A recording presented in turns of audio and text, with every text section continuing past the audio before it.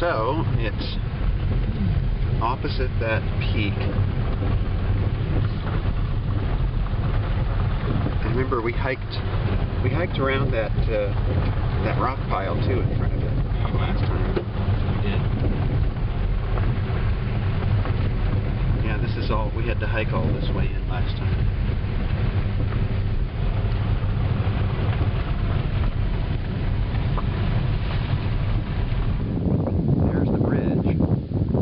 So it's got to be down in here somewhere. There's 3 washes, and it's the middle one. And I'm thinking it's still a little farther down the road, so we're going to hike it and see if we can spot it. Find out what that little blocked off area is. Yeah. When we come back to the car, we'll walk over there and have a look at it. Mm-hmm. All right. So I'm thinking it's maybe hidden behind that brush right in front of us there. Yeah, I think that's blocking our view. So let's hike up the road a little bit. Yeah.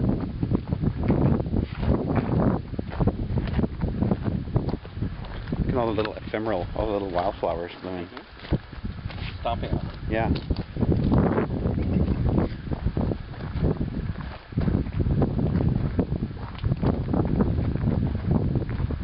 I think these Palo Verdes might be obscuring our view.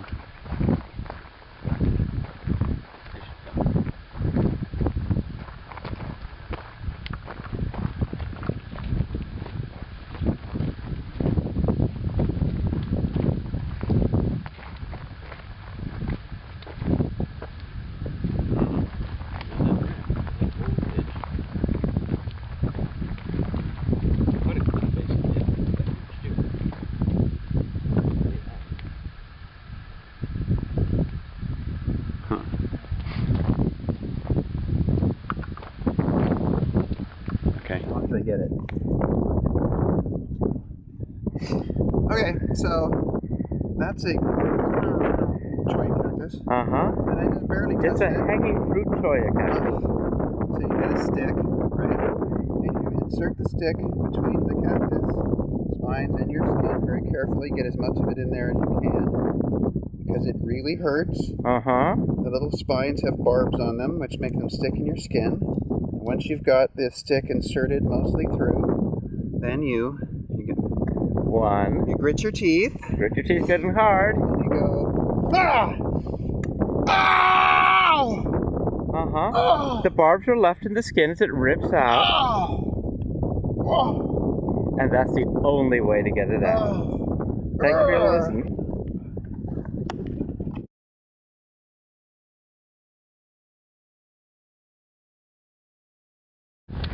The den was right there, and I remember, okay, there's the volcano. I remember getting a visual memory again. Slope, so I think we're pretty close. It's got to be back in there somewhere. I remember it's quite a ways. Oh my God. See it? Oh, yeah. Right there. Yep. All right. Well, let's head over there. Oh yeah, that's definitely it. God, the arms are a lot longer now. They are. You know, it's just far enough off the road. That people would miss it. We were at the ranger station this morning, and there was, 4 rangers there, and none of them. And who was the guy? Sardius? He was the kind of most interested in the plants. We were looking for an elephant tree. Oh yeah, that's definitely it. We were looking for an elephant tree in Sunita Basin yesterday, and we couldn't find it. And I'm very interested in that. That's going to be my next. It's a cool tree. Yeah, we'll see that today. It's a cool tree. How about the real unmarked ones? And it turned out we were looking in the wrong place yesterday or last night when we were looking for it. Oh yeah, that's definitely it. Wait, where'd it go? Oh yeah. Oh, and then the rangers were telling us this morning that there's an orange one. We're like, what? So now we have to do that today. We have to find the orange saguaro. Oh yeah. In fact, Jim, it looks like it has a new bud. It does. Yep.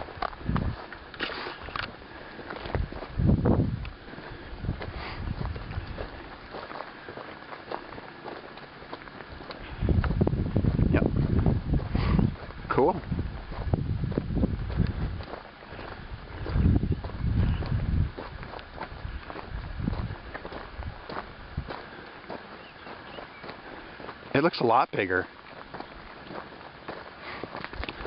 And isn't it funny how that green one next to it, it just gets taller and taller and it doesn't put out any arms? It's like, what's the deal, man? Grow some arms. We'll see if there's any bugs in it. Yep, the yellow one definitely has a new bud.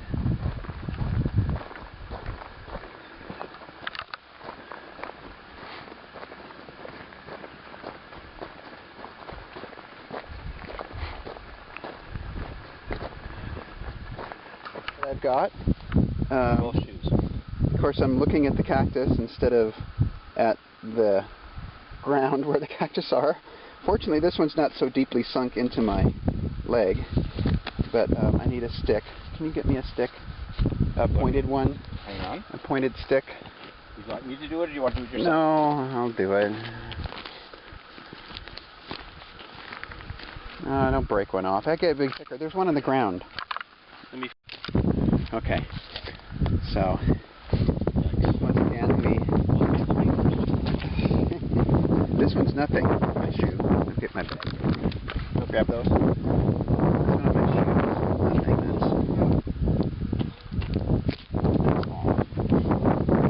That's sucker. It's mostly in there. Okay. Get the stick underneath. And ah! Oh no! God damn it! Okay. I'm having a hard time with the cactus this trip. Oh! Oh man, that hurts. Okay. Oh, jeez. Watch out for the choyas, man. Watch out for the choyas. Yeah. Yeah, it really does stand out.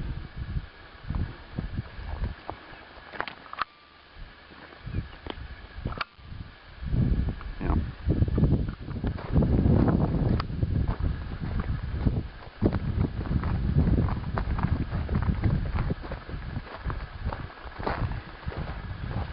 Really looks different.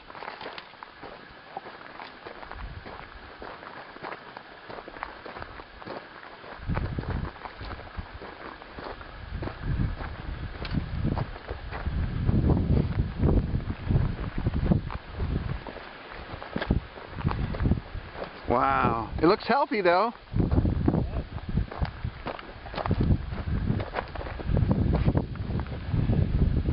Wow. That's got a couple of new arms since last time. That little one up halfway to the top, that wasn't there. And there was only one on this side, if I remember. No. Yeah, and this one's bent off to the side. Yeah, that one froze and drooped. Wow. Amazing. And where's the one that died? The stalk is down. Oh, I see. It's laying on the ground over there. See the stalk lying down? It's the one that had fallen over and died. Can you see it? Yeah. 20 years ago, there was this cactus next to it. Nice tall green one. 10 years ago, it was just a stalk. And now it's fallen over. And 10 years, I bet this will be all stuff. There's a little sort of, that doesn't even full part. Yeah. So 20 years it went from standing to this. And that was an old cactus, man. That thing had been around a long time. And here's the Ocotillo. That's a big one. And it looks like some arms have not really grown much, but some have. Yeah. Yeah.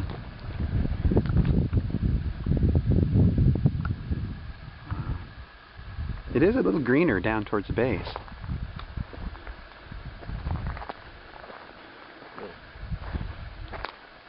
A little bit, but still quite a contrast to the other one. It looks like it's getting plenty of nutrition. Yeah, it's a nice healthy one for sure. And even the arm that's drooped, it hasn't drooped that much. But you can really see where it's folded. Yep. Yeah. And just that one, interesting. What now? You see what I'm talking about? The danger of falling over. There's a bit of an arroyo here, but it was already eroded out a little bit. It does seem like quite a narrow base, doesn't it? Yes, it does. It is.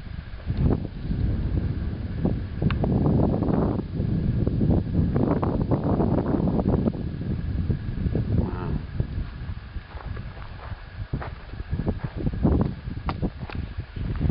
I don't even remember this arm in the back. I've just been looking at photos for so long and it wasn't in there.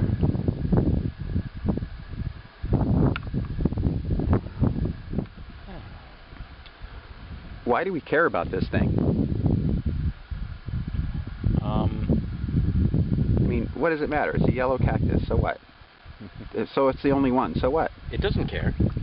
No, it just exists. It doesn't need us around, doesn't even know we're here. Doesn't even know it's here. No, there's no consciousness there. Because it represents endurance, indifference. In fact, it's just thriving despite difference. Oh, it's got some lack of chlorophyll, and it's still doing good, doing well. I mean, yes. And well, selfishly speaking, this is a beautiful place. It's a great excuse to come to this beautiful place. Oh, okay, so it's about us. Yes, it's definitely about us. It's certainly not really about the cactus, since the cactus, you know, it's just a plant. It's just a plant, exactly. There's millions of them out here, and then of course there's the fact that we found it, and that nobody else knows about it. Yes.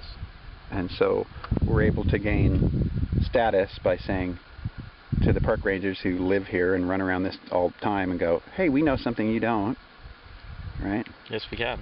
And what kind of response have we got? Some of them, indifference early on from the park rangers. Oh, that's nice.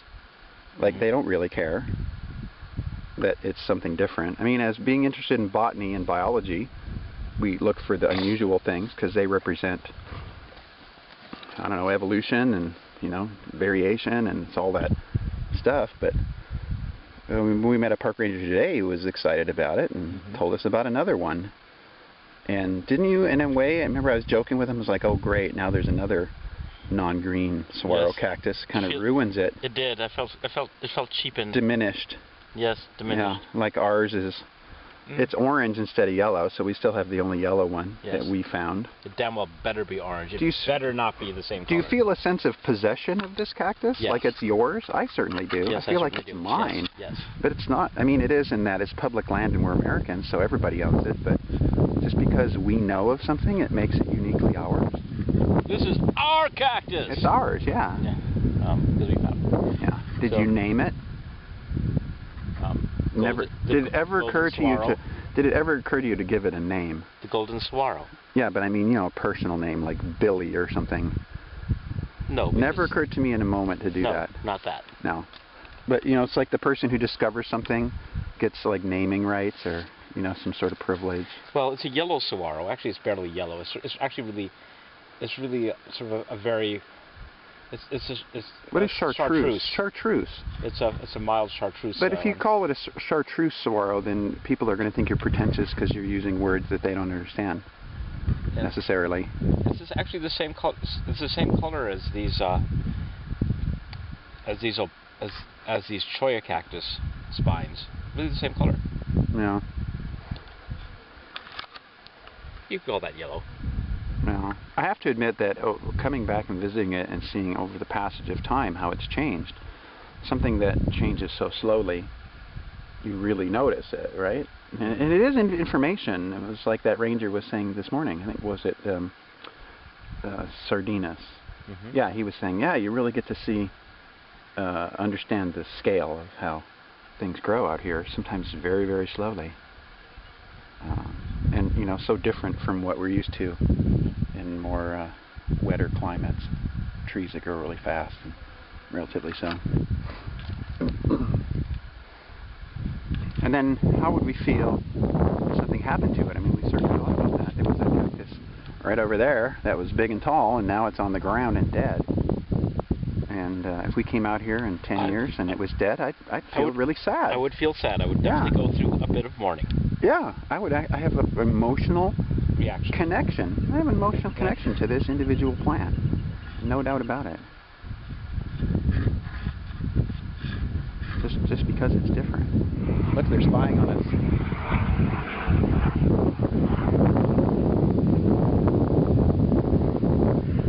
Border Patrol.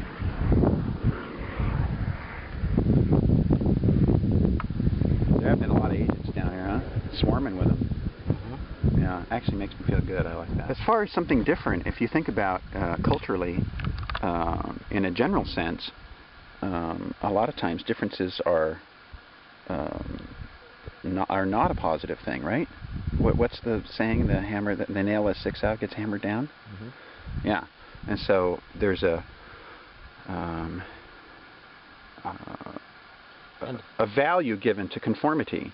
And how many of these cacti, the vast majority of these cacti don't make it anyway. The vast majority of seeds never germinate. The vast majority of germinated saguaro probably die within their first few months. It's pretty much the story of all living things. Yeah. The vast majority of them die. Horrible deaths usually.